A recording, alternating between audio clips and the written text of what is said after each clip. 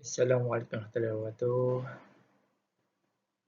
Alhamdulillah, kita dapat bertemu lagi dalam modul 9, memasang kotak papan agihan dan sistem pembumian. Okey, dalam modul 9 ni kita akan masuk teori yang ke-8 iaitu perangkap kilat. Okey, apa yang dimaksudkan dengan perangkap kilat? Sebelum tu kita kena tahu dulu apa itu kilat. Apa itu kilat? Dan daripada mana kilat itu datang? Okey. Kilat itu adalah satu bentuk cas elektrik yang boleh dilihat dan mempunyai tenaga yang sangat tinggi lah.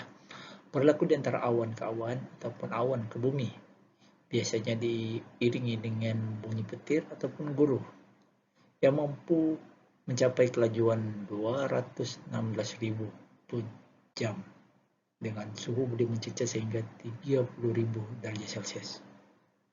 Orang yang mengkaji kilat adalah Benjamin Franklin. Apa tu perangkap kilat? Okey, perangkap kilat atau kita boleh panggil sebagai penangkap kilat. Alat lightning arrestor adalah peranti pelindung kilat yang biasa dipasang pada struktur bangunan. Okey, kilat akan menyambar pada terminal alat penangkap kilat tersebut dan terus mengalir ke bumi. Okey, kalau kita lihat di sebelah kanan saya ni, awak boleh lihat jenis-jenis perangkap kilat yang mana kita boleh lihatlah jenis-jenis dia tu. Daripada China ada, daripada Malaysia pun ada. Itu jenis-jenis dia lah. Okey, fungsi utama perangkap kilat adalah untuk mengelakkan dan juga mengurangkan kerosakan serta menarik discharge kilat yang terdedah pada kerosakan dan sensitif pada beberapa bahagian bangunan, menyediakan laluan arus elektrik yang rendah kepada terminal bumi. Maksudnya tujuan kita buat perangkap kilat ni supaya salah satu dia alat peralatan elektrik kita tidak rosak lah, kurang kerosakan dia. Yang kedua, kilat yang mengalir dia akan terus turun ke bumi. Bagaimana dia nak turun ke bumi? Okey, dia ada aksesori dia lah. Lepas ni terdapat 3 komponen yang ada pada perangkap kilat. Salah satu dia terminal sambungan dia, konduktor dan juga pembumian. Okay. Terminal sambungan adalah dipasang pada bahagian atas struktur bangunan biasa dia. Kemudian konduktor adalah pengalir yang mana boleh mengalirkan arus elektrik daripada kilat terus ke bumi. Kemudian rod pembumian adalah yang disambungkan daripada konduktor ke bumi tersebut. Okay. Terminal sambungan tujuan dia adalah untuk menerima ataupun merangkap perancaran kilat. Semua komponen metalik wajib disambungkan terus ke terminal tersebut. Ini adalah contoh gambar aja jenis-jenis terminal sambungan dia lah.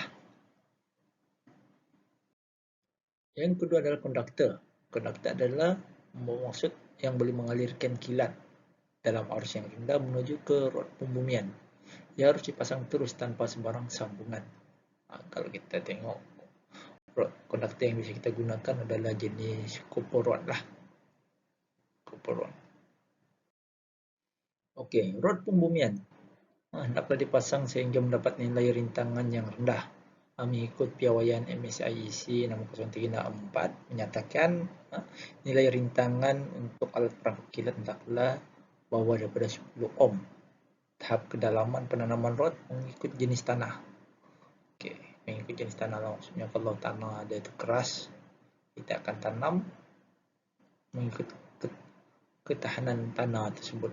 Maksudnya kalau tanah dia itu keras tu mungkin lebih kurang dalam 1 meter kan. Tapi biasa dia elektrod ni kedalaman dia biasa dia dalam 2 meter lah.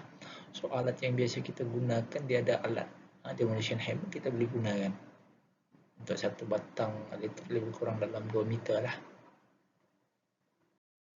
Okey, alat pelindungan SPD, Surge Protector Device. Ini biasa kita pasang di dalam kotak fuse agihan.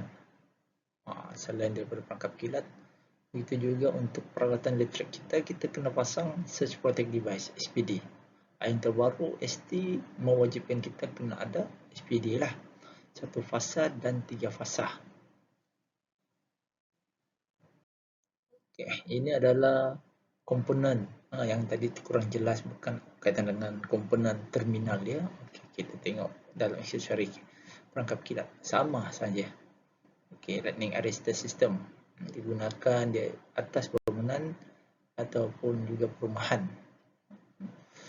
Ianya dipasang di atas sekali lah, atas bangunan sekali. Merupakan sistem perangkap kilat yang kita gunakan di Malaysia. Okay, ini adalah rod arrestor. Rod arrestor yang diperbuat daripada logam tembaga.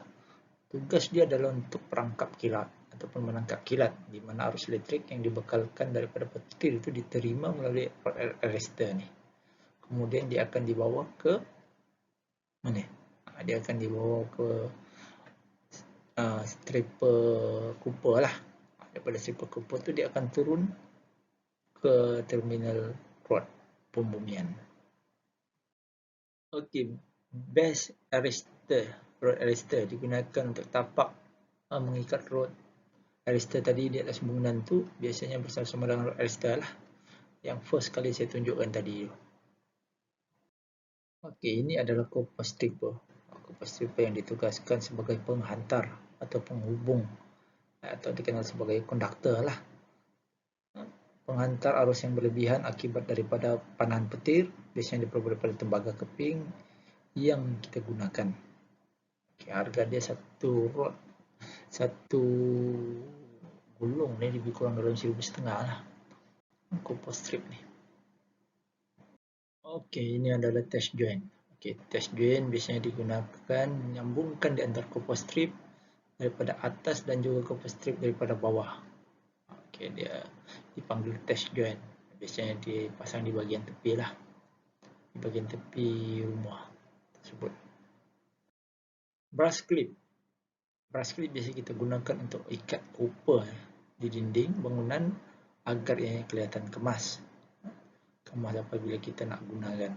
Kalau tak ada brush clip ni, kan takut sepak pula dia kan, berjuta je. So brush clip kita gunakan untuk ikat copper strip tu tadi supaya dalam keadaan yang kemas lah. Okey, a chamber. A chamber adalah sebuah pelindung antara copper strip dan copper rod. So dia ada kotak lah. Kotak a chamber dipanggil. Kotak tu adalah untuk sistem pembumian dia. Okey, dalam kotak tu dia ada copper rod. Dalam copper rod tu yang mana copper rod yang kita tanam ke dalam tanah tu tadi. Okey, pipe PVC kita perlukan. Di mana kita bisa gunakan? Okey, biasa dia sambungan ke elektrod tadi tu. Okey, yang mana pipe PVC ni digunakan di bahagian bawah sistem perangkap kilat. Digunakan sebagai pelindung daripada orang awam terkena rejatan yang berpunca daripada panahan petir tersebut. So biasa dia kalau sambungan terus ke bumi, kalau tanpa pipe PVC ini, kalau kita manusia sendiri pun akan terkena rejatan dia. So, biasa dia rejatan dia amatlah tinggi kan. Okey, ini adalah sambungan.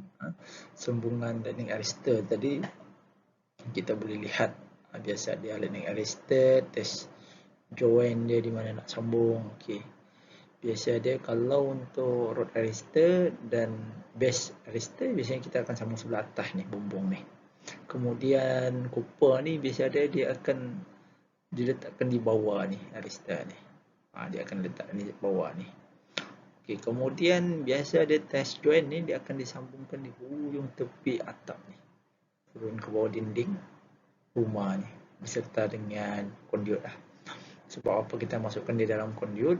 Buat tujuan kita masukkan dalam kondiut salah satu dia untuk elakkan daripada terkena rejatan, orang awam terkena rejatan. Yang kedua, nak elakkan daripada orang tersebut tadi tu nampak copper ni. Copper ni mahal lah kalau dia tahu.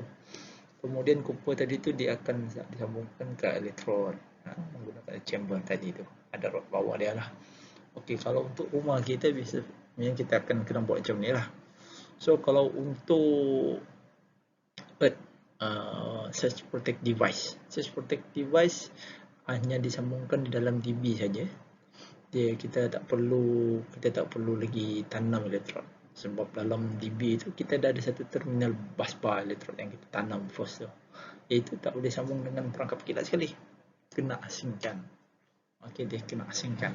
So kena faham, perangkap kilat dia tak boleh sekali dengan elektrod bumi yang kita tanam dalam rumah. Dia tak boleh, kena asingkan. Okey, itu saja daripada saya. Semoga apa yang saya paparkan ni memberi manfaat kepada awak semua. Dan kalau ada sebarang persoalan, bolehlah WhatsApp cikgu dalam grup WhatsApp kita ataupun email dengan cikgu. Okey, sekian, terima kasih. Assalamualaikum.